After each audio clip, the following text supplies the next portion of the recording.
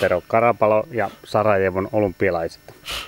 Ensimmäistä kertaa talvi-olympialaisten historiassa lajina kuuluu jousiammunta ja lähinnä melonin metsästys. Ja ensimmäisenä kilpailijana on Suomen edustaja Wilhelm Telling, Tellinne-katajan omistaja. Ja hän keskittyy ja tähtäimessä on melonin ammunta. Noin!